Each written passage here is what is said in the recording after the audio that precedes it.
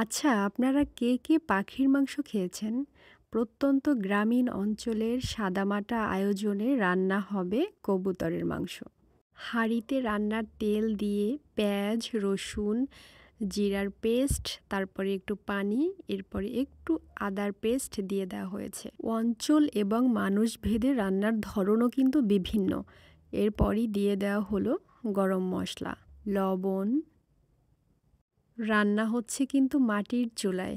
একই সাথে এক পাশে ভাত হচ্ছে, অন্য পাশে হচ্ছে তরকারি। এরপরই দিয়ে দেওয়া হলো লাল মরিচের গুঁড়া এবং হলুদের গুঁড়া। চুলায় আঁচ দেওয়ার জন্য খড়ির পরিবর্তে ব্যবহার করছিল শুকনো পাতা। সে আরও একটু হলুদের গুঁড়া দিল ব্যালেন্স করার জন্য। মশলাগুলো একটু কষানোর পরই হাঁড়িতে কবুতরের মাংসগুলো দিয়ে দিয়েছিল। দেওয়ার সময় অবশ্য একটা মাংস পড়ে গিয়েছিল, সেটি উঠিয়ে নিয়ে ধুয়ে তারপরে আবার দিয়ে দিল। শুকনো পাতা দিয়ে আঁচ দেয়া, একই সাথে রান্না করা, দুইটা কাজই সমানতালে চালিয়ে নেওয়া বেশ চ্যালেঞ্জিং একটা ব্যাপার। অনেক বাড়ি দেখছিলাম চুলার আঁচটা বন্ধ হয়ে যেতে। আমাদের যাদের অভিজ্ঞতা নাই, আমরা কিন্তু চাইলেই খুব সহজে এই কাজটা করতে পারবো না। অথচ তারা প্রতিনিয়ত এই কাজটাই খুব সুন্দর করে করছে। মাংসগুলো খুব ভালো করে অনেকক্ষণ ধরে কষিয়ে নিচ্ছে। গ্রামীণ জনপদের মানুষ এবং তাদের জীবন এত সহজ, সরল এবং সুন্দর, এটা না দেখলে কাছ থেকে বোঝাই যাবে না। তাদের বাসায় কোনো মেহমান গেলে, হোক সে পরিচিত কিংবা অপরিচিত, তারা তাদের সাধ্যমতো চেষ্টা করে আপ্যায়ন করার।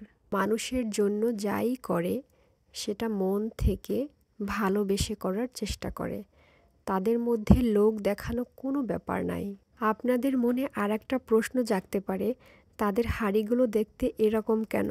আসলে তারা তো প্রত্যেক দিনই মাটির চুলায় রান্না করে, তাই এরকম হওয়াটা অস্বাভাবিক কিছু না।